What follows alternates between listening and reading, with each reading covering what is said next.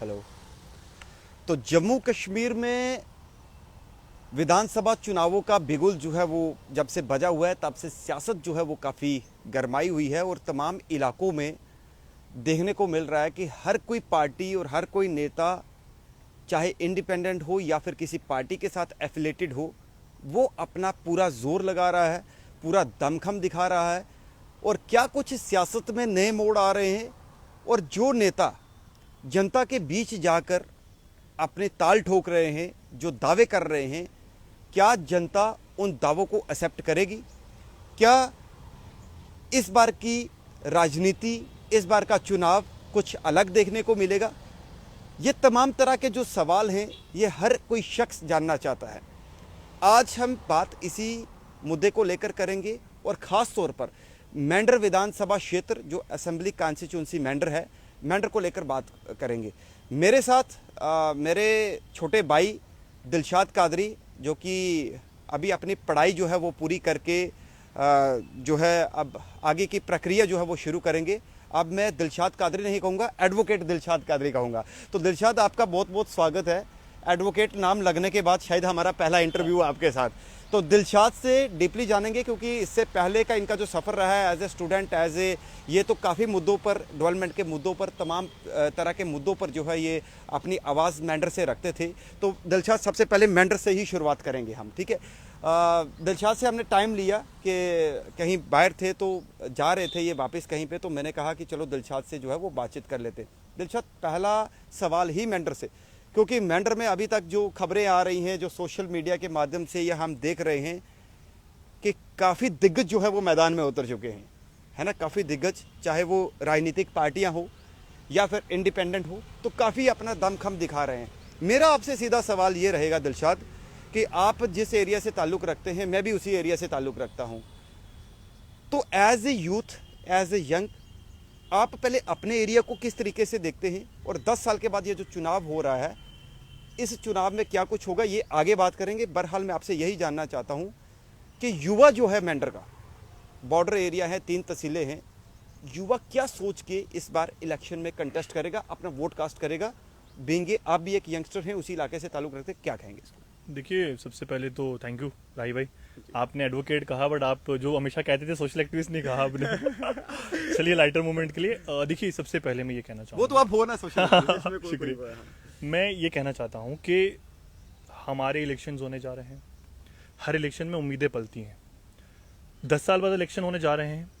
हमारा जो यूथ है, और ख़ासकर मैं खुद यूथ हूँ, आप एक यूथ हैं, सोचता वो ये है, उम्मीदें ये हैं कि जो हॉस्पिटल, जो मेंढर का हॉस्पिटल है, वहाँ जाने पे पर्ची कटने में 1 घंटा लगता है।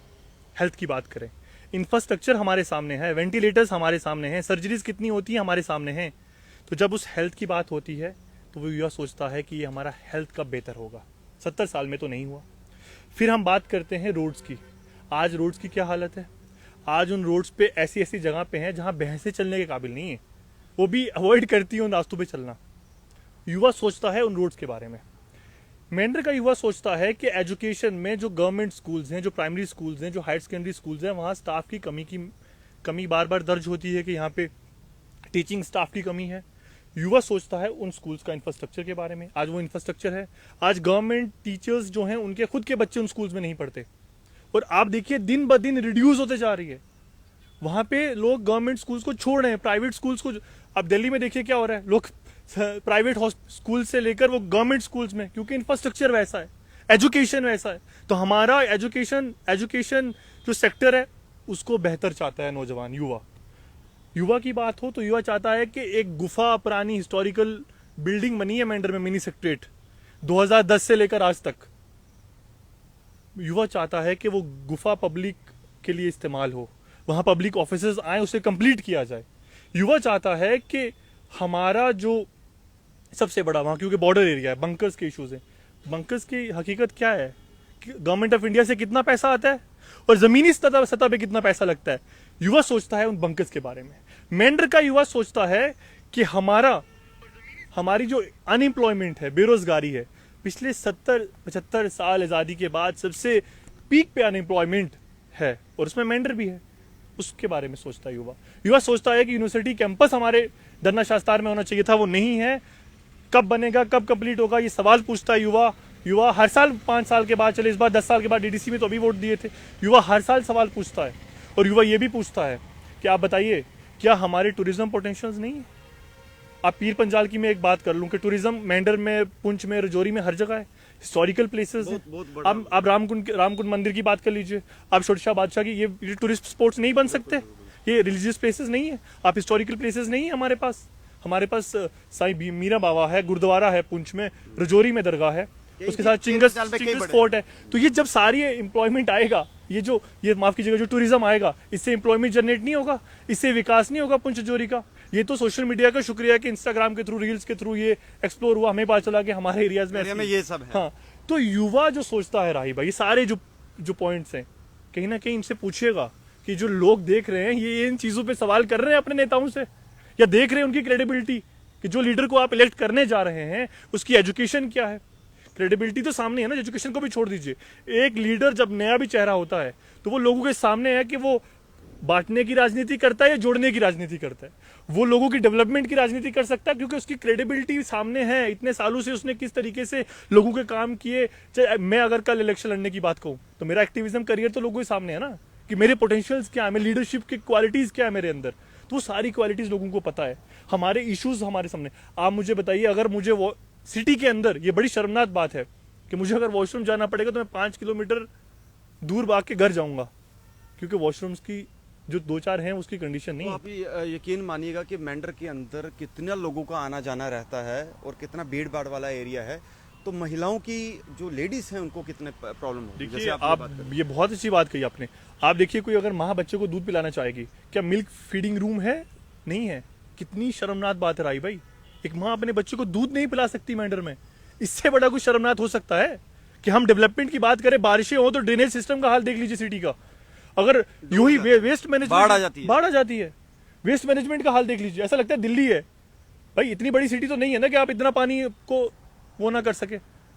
ड्रेनेज सिस्टम हमारे सामने है। तो मेंढर के किस एक सेक्टर की बात मैं करूं, हेल्थ, एजुकेशन, आप वाटर सप्लाई की बात करिए, कितने जगह ऐसी हैं जहां पे पानी आज भी औरतें 5-5 किलोमीटर तक पैदल जाती हैं, पीछे गाँव है। और आपने कितनी बार ये स्टोरीज करी है। ऐसे एरियाज नहीं है जहां पे नेटवर्क नहीं आता, आज ऐसे एरियाज भी हैं, बॉर्डर एरियाज हैं ऐसे। तो आप मुझे बताइए, वहां कोई लोग कहते हैं पड़ोसियों का नेटवर्क आता है। तो आज हमारे गवर्नमेंट की इतनी स्कीम्स, उनकी इंप्लीमेंटेशन में करप्शन नहीं है? आज आम आदमी को पैसे करप्शन नहीं देनी पड़ती है? कितनी करप्शन नहीं है? तो कहां पे लोग सुकून में हैं? एक जो बेसिक फैसिलिटीज की बात कर रहा हूं मैं, और छोड़ दीजिए बड़े बड़े काम, मैं नहीं बात कर रहा कि कोई ऐसा अलग सा हॉस्पिटल बना दिया जाए, मैं ये भी नहीं कह रहा कि लड़कियों के लिए अलग कॉलेज बना दिया जाए, ये तो बहुत बाहर की बात होगी।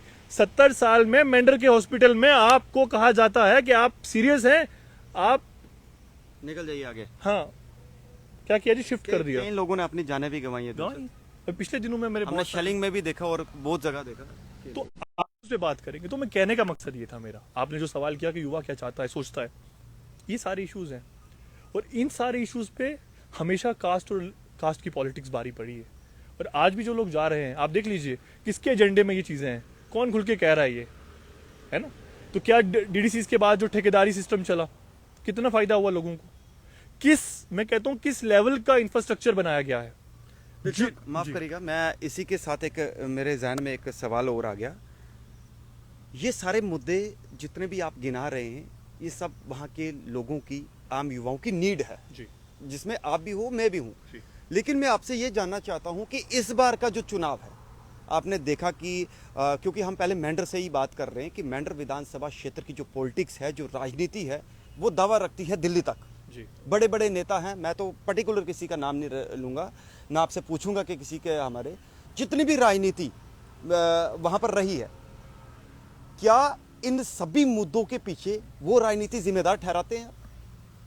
देखिए, आप राही भाई डेवलपमेंट की जब बात नहीं कर सकते ना, आप नहीं बता सकते कि आपके पास हेल्थ इंफ्रास्ट्रक्चर नहीं है, आप नहीं बता सकते एजुकेशन उस लेवल की नहीं है, आप नहीं बता सकते कि आपकी रोड्स ऐसी नहीं है, आप नहीं बता सकते कि आपने कोई काम किए। तो आप क्या करते हैं ना, हेट स्पीच देते हैं, जिससे आप नेशनल मीडिया तक बने रहें, जिससे आप कंट्रोवर्सीज क्रिएट करें, आप अपनी लीडरशिप दिखाएं। आज का लीडरशिप क्या हो गई है?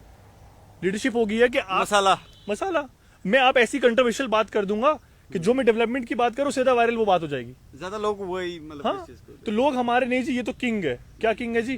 फलानी जगह एकदम बड़काऊ भाषण दे दिया। भाई उससे पूछो लीडर कौन होता है मैम? भाई लीडर डेमोक्रेसी में लीडर असल में राजा नहीं होता, राजा पब्लिक होती है। 5 साल बाद इलेक्शन क्यों होते हैं? क्यों जरूरत है सरकार को या हमारे जो ऐसा स्ट्रक्चर बना है डेमोक्रेसी में कि आपको इलेक्शन करवाने हैं 5 साल में? वो इसलिए होता है कि राजा हुकुम जो ये डेमोक्रेसी बताती है कि असल में जो रिप्रेजेंटेटिव्स है वो लोग हैं, क्योंकि आप चुनते हैं। बट आप जब उनकी गुलामी करते हैं, आप जब उनकी स्टेटमेंट्स को आगे बढ़वाने का काम करते हैं, इंस्टेड आप उनके सवाल पूछो कि भाई सुन, हे लीडर मेरे हॉस्पिटल चलो मेरे साथ, हे लीडर मेरी रोड्स कनेक्टिविटी देखो, हे लीडर मेरे को पानी की कमी है, ये सवाल जब करेंगे नहीं तो आप देखिएगा कि इस तरीके के लोग स्टेटमेंट देके वो बचते जाएंगे। उनको पता है कंट्रोवर्सीज पे बात होगी, डेवलपमेंट पे बात नहीं होगी।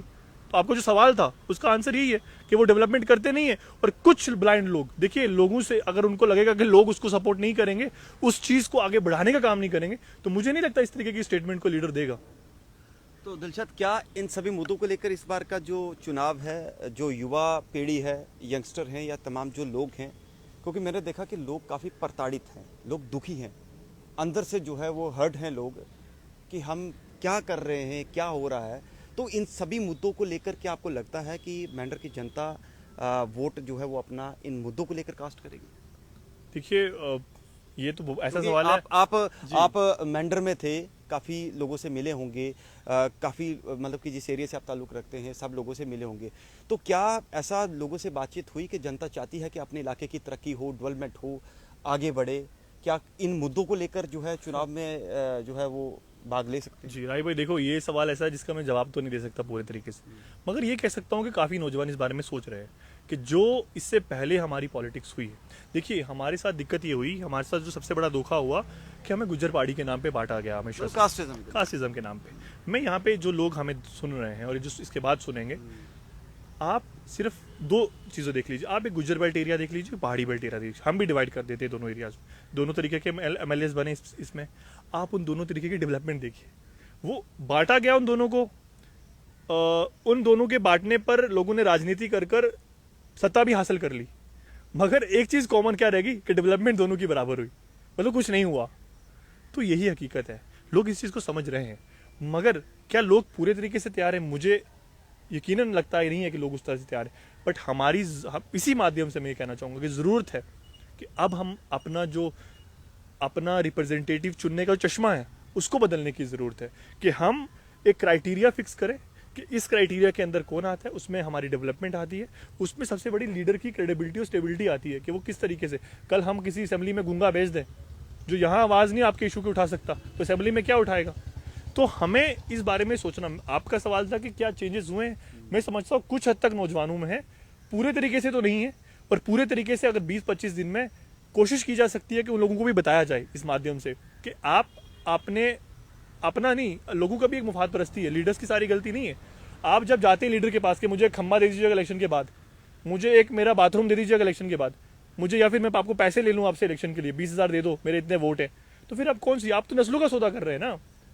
लोग कहते हैं हाँ, लोग कहते हैं जी वोट देने से क्या होगा। मैं कहता हूँ जी क्या होगा वोट देने से, ये आप जरूर इसको एक्सप्लेन हाँ, करें कि एक वोट की ताकत क्या है। एक वोट की ताकत राही भाई ये है डेमोक्रेसी में कि जब आप वोट डालते हैं तो आप ये तय करते हैं कि आपकी सिलेंडर की कीमत हुकूमत कितनी रखेगी, आप ये तय करते हैं आपका बच्चा एजुकेशन कितने पैसों में वेल करेगा, आप ये तय करते हैं आपकी बेटियां मुल्क में जब जाएंगी अलग अलग हिस्सों में कितनी सेफ फील करेंगी, आप ये तय करते हैं जो सरकारी मुलाजिम आप हैं उसकी सैलरी, उसकी पेंशन में कितना इंक्रीजमेंट आएगा या उसका डिडक्शन आएगा, वो आप तय करते हैं। आप ये तय करते हैं जो घर में आपके राशन आता है उसकी कीमत सरकार बढ़ाएगी कम करेगी। तो मुझे बताइए उनसे जो ये कहते हैं कि वोट से क्या होगा, ये डेमोक्रेसी है मेरे भाई, वोट से ही होगा।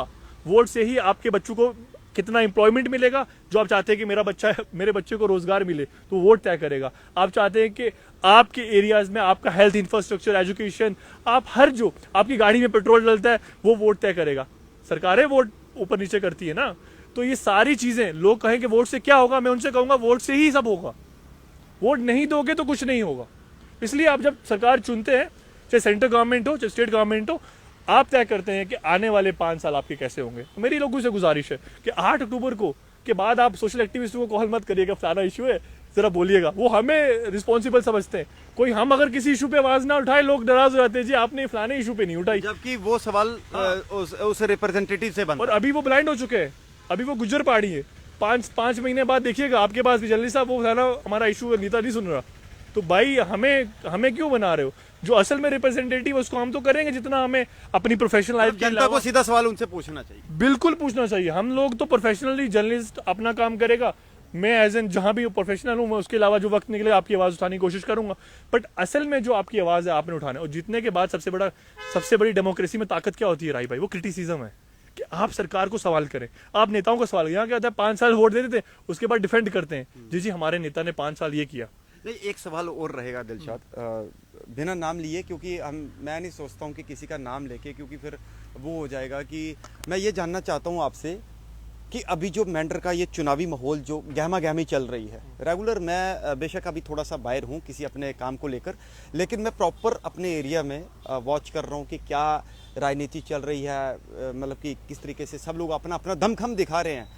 तो ठीक है, होना भी चाहिए, हर किसी का राइट है चुनाव में खड़ा होना। जरूरी नहीं है कि कोई बड़ा नेता है छोटा है, और हर एक मौलिक अधिकार भी है उसका, और एक वोटर का भी है कि उसको वोट देने का पूरा राइट है और अपना नेता चुनने का हक है। मेंढर में इस समय सियासत काफ़ी गहमा गहमी जो है वो चल रही है। हालांकि कुछ लोगों का टिकट कटा है पार्टियों से, कुछ को टिकट मिला है, कुछ पार्टी से नाराज़ हैं, कुछ पहाड़ी के मुद्दे पर हैं, कुछ मतलब कि पहाड़ी गुज्जर के मुद्दे पर हैं। तमाम तरह की इस तरीके की जो मेंढर में राजनीति काफ़ी जो है वो गरमाई हुई दिख रही है। इस बीच में क्या आपको लगता है कि ये सियासत या जम्मू कश्मीर का ये चुनाव केवल मेंढर नहीं, क्या कुछ अलग रंग दिखाएगा? कैसे देखते हैं, मतलब as young, as a advocate, मतलब और काफ़ी पॉलिटिक्स की आप भी नॉलेज रखते हैं, तो क्या इस समय मतलब कि लोगों के बीच में क्या चल रहा है? देखिए, सबसे बड़ी चीज़ ये है कि हमें एक चीज़ और समझनी पड़ेगी। डेमोक्रेसी क्या होता है कि डेमोक्रेसी में इलेक्शंस और the biggest festival and cornerstone of a democracy, सबसे बड़ा त्यौहार है जमहूरियत का इलेक्शंस। मगर उसके साथ साथ हमें ये रियलाइजेशन भी है कि जो इलेक्शंस होने जा रहे हैं, जो हम सरकार चुनने जा रहे हैं, हम उस जम्मू कश्मीर में हैं जो अब स्टेट नहीं है। ठीक है, इस चीज़ को समझना। प्रदेश है, यूटी है, यूनियन टेरिटरी। हाँ, यूटी है।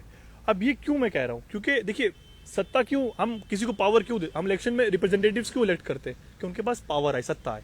पावर आएगी तो वो लोगों को काम कर पाएंगे। इससे पहले तो थी, काम कितने हुए वो हमारे सामने। मगर आगे बढ़ते हुए अब जो इलेक्शंस होने जा रहे हैं, हमें ये याद रखना है कि हमारा, देखिए, जम्मू कश्मीर से लेह लद्दाख अलग हो गया, यूपी से उत्तराखंड अलग हुआ था, मगर यूपी से उत्तराखंड अलग होने के बाद भी उत्तराखंड को स्टेटहुड दिया गया था जी, और हमें डिग्रेड किया गया है। डिग्रेड करके हमें यूटी पर लाया गया है, और यूटी में असल में जो एग्जीक्यूटिव और लेजिस्लेटिव पावर्स है वो सिर्फ हमारे जो पॉलिटिकल या लोकल रिप्रेजेंटेटिव्स हैं उनके पास नहीं होंगी, वो एलजी सेंट्रल गवर्नमेंट के पास होंगी और एलजी के पास होंगी। जैसे फॉर एग्जांपल एग्जीक्यूटिव पावर्स की मैं बात करूं, चाहे उसमें पब्लिक ऑर्डर आ गया, लैंड आ गया, पुलिस आ गई, ये सारा कौन देखेगा?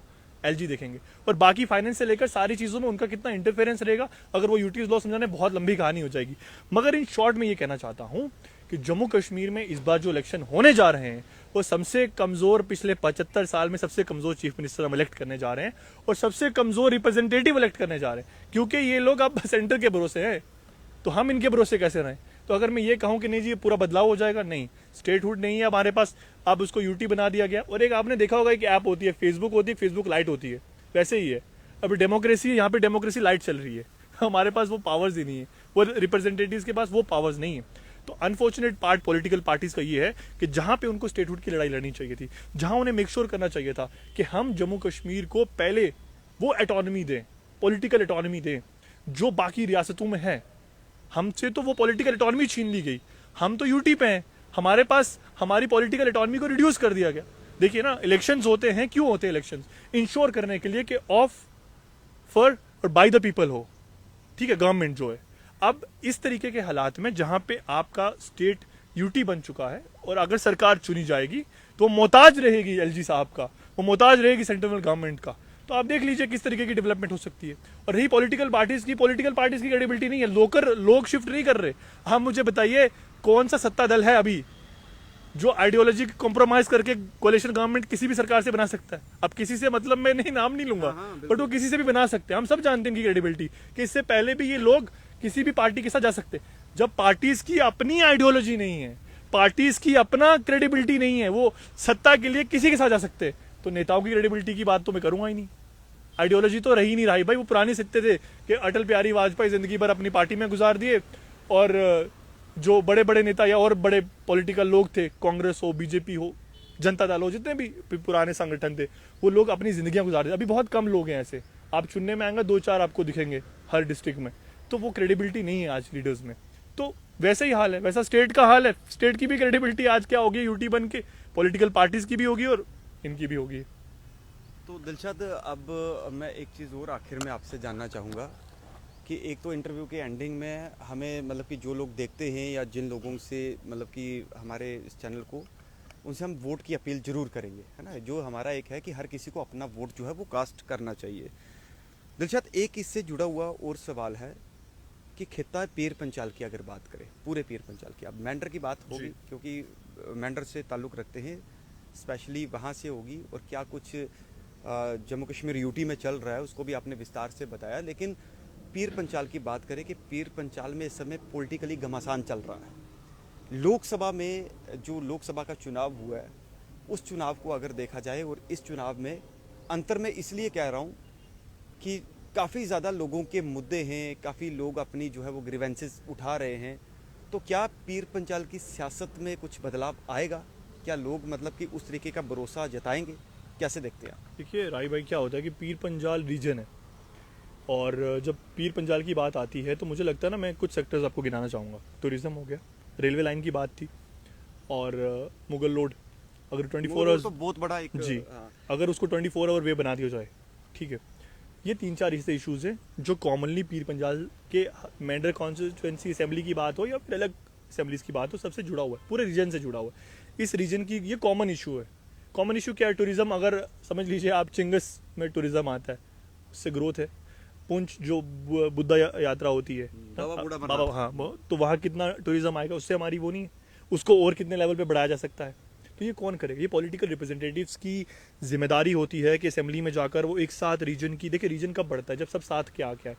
अब लोग तो इलेक्टेड रिप्रेजेंटेटिव चुनते हैं, बट पिछले सालों में आप देखोगे वहाँ पे कश्मीर के जो रिप्रेजेंटेटिव्स हैं वो उसको डोमिनेट करके रखते हैं, डोमिनेंट होता है उनका।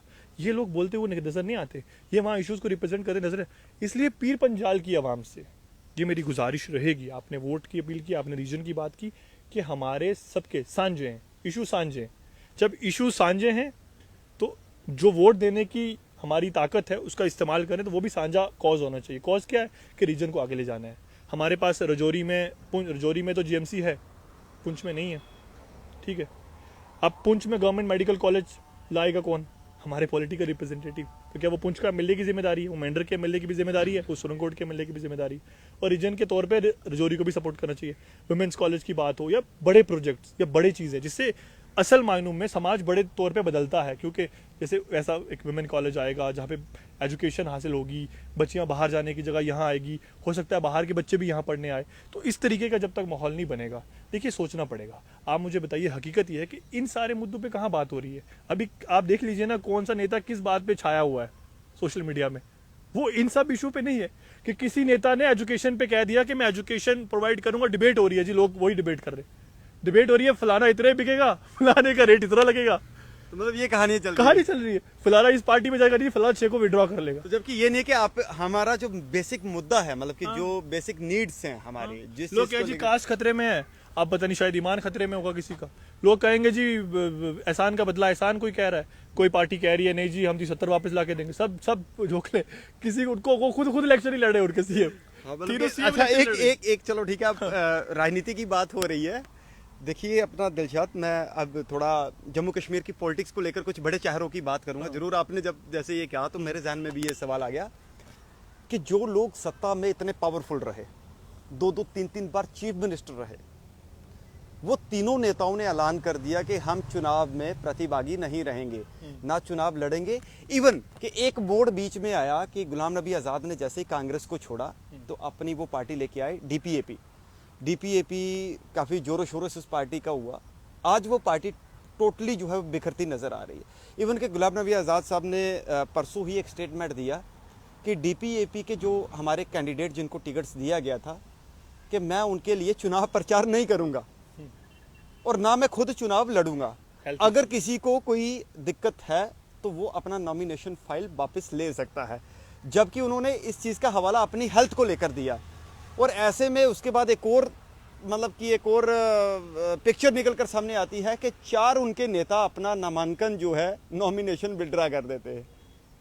इस राजनीति को आप कैसे देखते हैं? क्या जनता के साथ जो चीफ मिनिस्टर तक रहे, इतने बड़े बड़े नेता रहे, क्या आज उन्हें ये डर सता रहा है? अगर लोकसभा के चुनावों के हिसाब से देखा जाए तो क्या उनको डर सता रहा है कि जनता उन्हें जो है वो पसंद नहीं करेगी? कैसे देखते हैं इसको? आप कह रहे हैं डर सता रहा है, मैं कह रहा हूँ डरा दिया लोकसभा में। लोकसभा के रिजल्ट हमारे सामने डरा दिया लोगों ने। और दूसरी बात, जहां तक पॉलिटिकल आइडियोलॉजीज की बात है, देखिए राही भाई, एक हकीकत ये है इस देश की कि इस देश में जो आइडियोलॉजीज आज देश में राज कर रही हैं, कांग्रेस हो, बीजेपी हो, बड़ी पार्टीज जो हो, ठीक है, कहीं हद तक जेडीयू, समाजवादी पार्टी, जो एक रूट लेवल पार्टी, जेडीयू वो पार्टी भी यहाँ उतर चुकी हैं जी, आपको पता है? मतलब कि हाँ, जेडीयू भी हाँ अपनी हिस्सेदारी वो चाहती है कि आप एक नेशनल लेवल पे पार्टी को अगर बनाना है तो उनको लड़ना पड़ेगा। एक परसेंटेज अपने उतार दिए मैं जी, परसेंटेज होती है जो आपको नेशनल पार्टी वो जो आपको स्टेटस मिलता है। देखिए क्या होता है ना राही भाई, के आइडियोलॉजीज बनती हैं एक सोच पे, विजन पे। बीजेपी आइडियोलॉजी है, उससे मेरी हजारों क्रिटिसिज्म हो सकता है, मेरी उनसे आइडियोलॉजिकली पे मेरी उनसे डिफरेंसेस हो सकते हैं, मगर बीजेपी आइडियोलॉजी भी एक चीज़ पे बनी है, एक विजन है उनका, एक सोच है। 90s का विजन उन्होंने आज जाके मैनिफेस्टो में रखा था, वो आज इंप्लीमेंट किया जम्मू कश्मीर में, तो वो तो थी हमेशा से। कांग्रेस का भी था हमेशा से। ये जो बड़ी पार्टीज होती हैं, इनका एक मैनिफेस्टो, एक आइडियोलॉजी होती है और इसके पीछे काफ़ी लोगों की कुर्बानियाँ और आइडियोलॉजिकली, देखो क्या होता है ना, कितने नेता मर गए इन पार्टियों के, मगर ये पार्टियाँ ख़त्म नहीं हुई। तो आइडियोलॉजी उसको जिंदा रखती है। उस पार्टी के साथ कौन जोड़ के रखता है? एक बड़ा नेता मर भी जाएगा तो नया नौजवान आइडियोलॉजी जुड़ेगा, आइडियोलॉजी को चलाता रहेगा। अब इनके साथ दिक्कत ये है, वक्त की आइडियोलॉजी है इनकी, मुफाद परस्त आइडियोलॉजी है, अपने पॉलिटिकल बेनिफिट्स के लिए, अपने मफाद के लिए, लोगों के मफाद के लिए नहीं। ये पार्टीज की बेसिस क्या थे आप देख लीजिए, मैं उस पर नहीं जाना चाहता क्योंकि वो बहुत कंट्रोवर्शियल हो जाएगा। इनके बेसिस नहीं थे कुछ, इनकी बुनियाद नहीं थी, आइडियोलॉजी ही नहीं थी। आइडियोलॉजी थी कि अपने को कैसे फायदा हो सकता है, अपनी सिक्योरिटी कैसे बरकरार रखनी है, हुकूमत से कैसे कनेक्शन बनाए रखना, अपना इंटरेस्ट रहा। और इस वजह से आज आपने एक किया, अपनी पार्टी भी थी, अब वो अपनी उनकी अपनी नहीं रही। आज के हालात देख लीजिए क्या हुआ। और भी है, पीसी है, ये सब जो और पार्टी नेता छोड़ के वापस भाग गए होता, क्योंकि आइडियोलॉजी नहीं है। तो मुझे लगता है कि असल में जो दिक्कत है वो आइडियोलॉजी में है। एक नौजवान क्यों जुड़ेगा? उसको एक आइडियोलॉजी पसंद आएगी कि यार हाँ, ये मैं इसके साथ जुड़ सकता हूँ, फिर उसके में वो उस तहरीक में, उस तंजीम में काम करेगा। और यहाँ पे देख लीजिए आप, कोई नहीं है आज पार्लियामेंट में ही लोगों ने सपोर्ट नहीं किया। अब पार्लियामेंट में अपनी पार्टी का जी दो मुख्यमंत्रियों को मतलब कि कहां से पटका है, मतलब कि कैसे हरा है। जहां तक मुख्यमंत्रियों की बात है, सत्ता तो खेल ही ऐसा है, आप आज हैं कल नहीं है। इसलिए 5 साल में इलेक्शन क्यों होते हैं कि लोगों को बताया जाए। अब लोग थोड़े से मूर्ख हो जाते हैं ना कभी कभी, कहना नहीं चाहता मैं, आप तो असल में यार, आप तो असल में नेता तो आप हो, आप चुनोगे। मगर असल में क्या होता है ना कि हमारे लोग इस चीज़ को समझे नहीं आज तक। 5 साल में इलेक्शन यही होता है कि ज़्यादा उछल रहा है ना, आपके काम नहीं कर रहा ना, उछल इन द सेंस कि वो आपको इग्नोर कर रहा है, आपके मुद्दों पे जो वादे किए उसको तोड़ने का काम कर रहा है। तो लोकसभा ने लोगों ने दिखाया कि नहीं, हमें फर्क नहीं पड़ता कौन मैदान में आ रहा है। इसलिए दिल्ली में आज जो हालात है उस पर मैं नहीं जाऊँगा, उस पर मेरा भी हो सकता है कि कहाँ कहाँ गवर्नमेंट की गलतियाँ हैं, मगर जो चेंजेस वहाँ पे, जो मैं कहूँगा केजरीवाल ने जो पहले जो टेन्योर में काम किया, चाहे एजुकेशन की बात हो, हेल्थ की काफी बात, समय दिल्ली वो बहुत अलग था। वो बहुत एक मुल्क में ऐसी राजनीति थी जो बहुत अलग, जिसमें अमेरिका के लोग आके देखे जी स्कूल्स का इंफ्रास्ट्रक्चर कितना बढ़िया है। तो ये चीज़ है। तो इसलिए सत्ता असल में लोगों के पास है। सत्ता लोग अगर सही लोगों के हाथों में देंगे तो कोई भी चीफ मिनिस्टर बन सकता है। वो अपने एमएलए को चीफ मिनिस्टर बना सकते हैं, कल सारे मिल जाएं, क्यों नहीं हो सकता? डेमोक्रेसी में क्या नहीं हो सकता? यहाँ पे बहुत कुछ उलटफेर हुआ। तो ये समझना पड़ेगा कि वोट की ताकत लोगों को समझनी पड़ेगी। और जब वोट की ताकत समझी लोगों ने, 2 चीफ मिनिस्टर हार गए, अब 3 लड़ नहीं रहे। तो मतलब ये संकेत सीधा साफ तौर पर है कि साफ तौर पर है बिल्कुल कि लोग, ये तो है डर भाई, ये क्यों डर नहीं है, ये डर है। और वो कह रहे जी यूटी में नहीं लड़ेंगे, तो स्टेटहुड ले लो, स्टेटहुड की लड़ाई लड़ लो, कॉन्स्टिट्यूशनल लड़ाई लड़ लो। कॉन्स्टिट्यूशनल लड़ाई आप लड़ोगे भाई। पॉलिटिकल पार्टीज की बात सिर्फ कॉन्स्टिट्यूशनल लड़ाई नहीं होती, उनकी होती है कि ग्राउंड में लड़ाई लड़ी जाए। डेमोक्रेसी में आपको राइट टू प्रोटेस्ट है। किस पॉलिटिकल पार्टी ने 30 के बाद प्रोटेस्ट किया? नहीं किया ना, आपने एक्सेप्ट किया। फिर लोगों को पागल क्यों बनाते हो? नौजवानों को गुमराह क्यों करते हो? नौजवानों को क्यों इमोशनल करते हो 370 के साथ? 370 हमें राइट्स थे, यहाँ पे डोगरा से लेकर कश्मीरी हर कोई उसको जानता है क्या है। सभी। हाँ, तो आप इमोशनल कर रहे हैं लोगों को। इमोशनल करके क्या करना चाहते हैं आप? इमोशनल करके वोट लेना चाहते हैं। इमोशनल करके पार्लियामेंट में वोट मांग रहे थे, तो कौन सा 370 आ गया वापस? वो तो हम सब जानते हैं कॉन्स्टिट्यूशनल क्या है, वो कैसे आ सकता है, कोई ला नहीं सकता इनमें से कोई, तो ये हकीकत है। तो ये इमोशनल करना है लोगों को। 370 की बात करें, स्टेटहुड भी इनके हाथ में नहीं है। जब तक सेंट्रल गवर्नमेंट नहीं देगी नहीं ला सकते वे, ये हम सब जानते हैं। सेंट्रल गवर्नमेंट के बगैर ही ला सकते हैं। अब ये तो इनको तो एक कांस्टेबल की वो जाओ ना ट्रांसफर, एसएसपी तो दूर की बात है, एक कांस्टेबल की ट्रांसफर, ब्यूरोक्रेसी इनको कैसे राज करेगी? ब्यूरोक्रेसी तो खैर पिछले 5 साल से कर ही रही है, 7 साल से, जब से 2017 से जब से सरकार टूटी है, ब्यूरोक्रेसी राज था। तो अभी भी एलजी गवर्नमेंट में क्या होगा? केजरीवाल का हाल देख लो भाई। मैं इस पे बहुत ब्रॉडर हो जाएगा, मैं जानना चाहता, बट शैला दीक्षित कहते थे कि वो रोज, शैला दीक्षित जो है जब चीफ मिनिस्टर थी दिल्ली की, तो वो रोज 15 मिनट जाके गवर्नर से मिलती थी। इवन वो अटल बिहारी वाजपेयी की टाइम में भी थी, बीजेपी की गवर्नमेंट थी, तब भी वो गवर्नर से जाके मिलती थी कि 15 मिनट जाके, अगर कुछ काम नहीं है तब भी मिलती थी रोज, कि वो एक वो बना रहे, बॉन्ड बना रहे, लोगों के काम निकलते रहे। अब देख लो उसका, अभी सरकार का नहीं है गवर्नर के साथ, तो क्या हालात है? सफर लोग करेंगे। फाइनेंस, एम्प्लॉयमेंट आप कहाँ से रोज? अभी तो बहुत सारे मैनिफेस्टो में वादे देखे आपने, पुलिस पड़ी, इनको पूछो पूरे कैसे करोगे एलजी की परमिशन से? अच्छा, ये मतलब आपका फाइनली यही कहना है कि लोगों को जागरूक होने की जरूरत है। बिल्कुल जागरूक होने की जरूरत है, और ऐसे रिप्रेजेंटेटिव चुनने की जरूरत है। चलो यूटी में ही रहे तो ऐसे एमएलए ना चुने कि यूटी में ही टूटी बजा दे सबकी फिर से। ऐसे लोग चुनो कि वो एटलीस्ट जो आपके थोड़े बहुत कंसर्निंग इशू, जो थोड़ी बहुत पावर, क्योंकि लोकल वोट एक पावर है, देखिए, वोट एक राइट है, और वोट जो है वो कास्ट करना गलत लोगों को चुन के ही आज हमारा वोट कमजोर हो गया। क्योंकि आज हम ऐसी सरकारें चुनेंगे जो कमजोर है, तो हमारा वोट भी तो कमजोर हुआ ना, कि हमारे रिप्रेजेंटेटिव अगर पहले इतनी ताकत रखते थे, आज इतनी ताकत रखते हैं। तो इसलिए अगर वोट अभी भी मौका है, ये ना कि कल ये भी ना देने के लायक रहे, हो सकता है ना, क्योंकि देखिए लेह लद्दाख में नहीं है असेंबली, तो क्या हो सकता है कल सेंट्रल गवर्नमेंट ये भी इंप्लीमेंट कर दे। तो इसलिए अभी जरूरत है कि हम ऐसे रिप्रेजेंटेटिव्स को चुने जो डेवलपमेंट को रखे, कास्ट और रिलीजन से नहीं। उनका काम होता है, चाहे उसमें हिंदू हो, सिख, मेंढर में हिंदू सिख नहीं है, उनका भी ख्याल रखा जाए। गुजर पार्टी की तो हमेशा बात होती है, उनकी नहीं होती, क्यों नहीं होती? बल्कि अगर हम अपने रिलीजियस तौर पे भी देखें, हमारे प्रॉफिट ने भी कहा कि प्रॉफिट सल्लल्लाहु अलैहि वसल्लम ने कहा कि अपने जो साथ के माइनॉरिटीज है उनका ख्याल रखना भी मेजोरिटी की जिम्मेदारी है, कि उनके साथ कोई ऐसा भेदभाव ना हो, इंसानी तौर पर भी भेदभाव ना हो। तो हमारी पॉलिटिकल रिप्रेजेंटेटिव को तो जरूरत होती है कि जिम्मेदारी होती है कि वो सबको साथ लेके चले। तो उनको पूरा गुलदस्ते को साथ लेकर जो लीडर हो, जो सबको साथ लेकर चल सकता है, ना देखो उसकी जात क्या है, ना देखो उसकी बिरादरी क्या है, ना देखो उसके पास क्या है, पैसा है नहीं है, क्या है नहीं है। अच्छे लोगों को चुनो, डेवलपमेंट और एजुकेशन और क्रेडिबिलिटी और स्टेबिलिटी, और ये देखो नहीं कि जी वो 2 साल बाद एक बयान दे देगा कि ऐसा भड़काऊ भाषण, कि इसका इधर का इधर कर दूंगा, उधर का उधर कर दूंगा, लोग बस उसको 2 साल शेयर करते रहेंगे।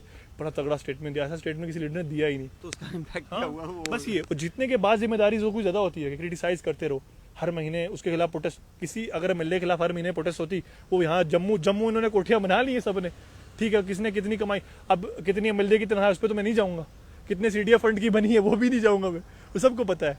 अब वो बोलूंगा, किसी का नाम भी लेना नहीं चाहता मैं, बोलेंगे जी नहीं एक बंदे पे टारगेट कर रहे हैं, सबका कहानी सबको पता है, कुछ छुपा तो नहीं है ना। लोग क्यों ब्लाइंड होते हैं? हाँ, तो ब्लाइंड होते हैं। तो खैर ये बहुत ऐसा नहीं है कि बहुत लोगों में अभी मोटिवेशन मिल जाएगी, तो ये भी लोग लिखेंगे नीचे जी बहुत अच्छा, अभी देखिएगा लिखेंगे बहुत अच्छा, और फिर उन्हीं नेताओं के नीचे भी लिखेंगे बहुत अच्छा। तो प्रॉब्लम है कि इनको समझना पड़ेगा कि हमारा रिप्रेजेंटेटिव क्या होना चाहिए। और हम देखो, हम नेताओं की क्रेडिबिलिटी की बात करते हैं भाई, खुद की क्रेडिबिलिटी क्या है? हमारी क्रेडिबिलिटी, मैं क्रेडिबिलिटी, मेरे सामने को गुजर की नफरत कर रहा है, पहाड़ी की नफरत कर रहा है, या हिंदू मुसलमान की नफरत कर रहा है, तो मैं उसको सुन के ताड़ी बजा रहा हूँ, तो मैं उसका हिस्सेदार नहीं हूँ। अगर उस लीडर को पता होगा कि मैं एक कास्ट की बात करूंगा और आगे से लोग भगाने का काम करेंगे, तो वो बात करेगा। कहीं ना कहीं लोग जिम्मेदार हैं। और लोग जब डीडीसी में लोग पैसे ले रहे थे कुरान पे हाथ रख के कि जी 30,000 50,000, मैं तो सब था ना वहाँ पे, देख रहा था क्या हो रहा है, फलाने नेता से 5,000 लिया, किसी से 30,000 लिया, अब वो कस्में खाई, तो फिर 2 साल बाद वही 2-4 महीने बाद मेरा काम तो नहीं करेगा लगता है मुझे। तो मैंने बोला तेरा काम कैसे करेगा, तूने तो ऑलरेडी बेच दिया अपने 3 साल 4 साल। तो लोगों की क्रेडिबिलिटी, भाई पैसा ना लो किसी से, पैसा लेके तुम बहुत कम अपना फायदा नहीं कर रहे, नुकसान कर रहे हो, तुम्हारे बच्चे, तुम्हारी नस्लों के लिए नुकसान हो रहा है। तुम अच्छे रिप्रेजेंटेटिव को नहीं चुनोगे, अच्छा रिप्रेजेंटेटिव होगा, यहाँ मेंढर में कितनी एम्प्लॉयमेंट नहीं आ सकती, बहुत पोटेंशियल है हमारे। मगर आज देखिए ड्रग्स तो बच्चों का हुनर है, बहुत उनके अंदर है, बड़े बड़े मतलब कि वहाँ पे जा रहे हैं। लेकिन ठीक है दिलशाद, मतलब कि ये ज़्यादा लंबा हो जाएगा, पर ठीक है, फिर हम ज़रूर आपके साथ ऑनलाइन डिस्कस जो है एक डिबेट के माध्यम से जो है आपके साथ बातचीत करेंगे। और बहुत बहुत आपका धन्यवाद कि शुक्रिया। आपने मैं टाइम- एक बार फिर हाँ, एक बार हाँ, फिर लोगों जरूर, से कहना जरूर, चाहूँगा जरूर। कि खुदारा इस बार जो है चेंजेस लाइए। ये मेरे मुस्तकबिल की, हम सब नौजवानों के मुस्तकबिल की बात है कि अगर इस बार हम, क्योंकि 10 साल बाद इलेक्शन होने जा रहे हैं, अगर इस बार हम फिर उसी में जाते हैं तो ये तय करेगा कि हमारे आने वाली पॉलिटिक्स, हमारे आने वाली, आप आजमाए हुए को आजमाएंगे ना तो क्या बदलेगा। हम जानते हैं जो आजमाए हुए हैं, मैं तो कहूँगा जो आजमाए हुए हैं और जो उस पर खड़ा नहीं उतरे उनको ना आजमाएं। इस बार नए चेहरे लाए, और नए चेहरे का एक मतलब होता है, डीडीसी में भी नए चेहरे आगे थे, हुआ क्या, कुछ लोगों ने अच्छा काम किया, वो सबके सामने है, कुछ लोगों ने ठेकेदारियां की हैं, सिर्फ ठेकेदारियां।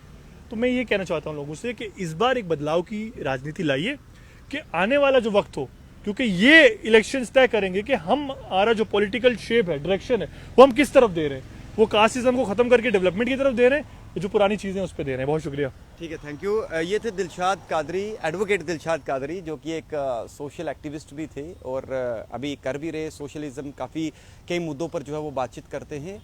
तो आज इनसे टाइम मिला और मैंने कहा चलो मैंडर की सियासत को लेकर बातचीत की जाए, तमाम जम्मू कश्मीर के चुनावों को लेकर बातचीत की जाए कि as a young, as a youth क्या चीज़ सोचकर, क्या कुछ मुद्दे लेकर जो है वो अपने वोट जो है वो कास्ट करेगा। तो ये तमाम बड़ा संक्षेप में, बहुत ही डिटेल्ड में इन्होंने जो है वो बातचीत की है। हालांकि हमारा मकसद किसी को टारगेट करना नहीं है कि पर्सनल क्या है, वो आप सब लोग जानते हो कि कहाँ पर क्या हो रहा है, कैसा हो रहा है। लेकिन फाइनल आखिरी में यही चीज़ कहेंगे कि आपके वोट की बहुत बड़ी ताकत है, बहुत बड़ी पावर है। आपका एक वोट कहाँ से कहाँ तक क्या कुछ बदल सकता है। आपकी जो तरक्की, आपके इलाके की तरक्की, आपके इलाके की डेवलपमेंट, और ये सब चीज़ों को अगर बढ़ाना है, करना है, तो उसके लिए आप ज़्यादा से ज़्यादा अपने घरों से निकलिए और अपना वोट जो है वो ज़रूर कास्ट करिए। और विद इन डेज, अपकमिंग कुछ ही दिनों में, 2-4 दिन तक जो है वो हम मैंडर के तमाम उन इलाकों में जाएंगे, उन लोगों से बातचीत करेंगे कि आखिर मैंडर की जनता जो है किन मुद्दों को लेकर इस बार जो है वो अपना वोट डालेगी, और क्या कुछ मुद्दे हैं, क्या कुछ हुआ है, क्या नहीं हुआ है।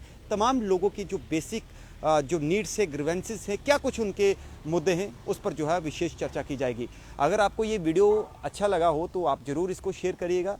आपका लगातार प्यार जो है वो मैंडर न्यूज़ डायरी को मिल रहा है, और यूट्यूब पर हमें जो है वो काफ़ी सपोर्ट करें, आपसे ये रिक्वेस्ट है। और साथ में अगर आपकी कोई राय है, आप एक कमेंट सेक्शन में जो है वो ज़रूर अपनी राय साझा करिएगा, कि मैं कोशिश करूँगा कि आपके कमेंट सेक्शन से सवाल उठाकर मैं उन लीडर से, उन नेताओं से जो इस समय वहाँ पर जो कंटेस्ट कर रहे हैं या जो मैदान में उतरे हैं, हम सबसे सवाल करेंगे। अगर आप हमें अपना जो है वो कुछ कमेंट सेक्शन में अगर आप कहते हैं कि लोगों से ये पूछा जाए, उन लोगों से, या आपके जो मुद्दे हैं, तो मैं कोशिश करूँगा कि उन लोगों से ज़रूर बातचीत करें। तमाम हम इस तरीके के कई एक्टिविस्ट या तमाम जो लोग हैं, चाहे सोशल एक्टिविस्ट हैं, नेता हैं, लीडर हैं, आम जनता है, सबके सवालों को, सबको आपके सामने लाएंगे। और इस चुनाव में क्या कुछ निकल कर सामने आएगा वो देखना चुनाव के बाद ही बाकी होगा। आप जुड़े रहिए मैंडर न्यूज़ डायरी के साथ, और मुझे और मेरी टीम को दीजिए इजाज़त, और हम जल्द मिलेंगे आपके साथ। नमस्कार।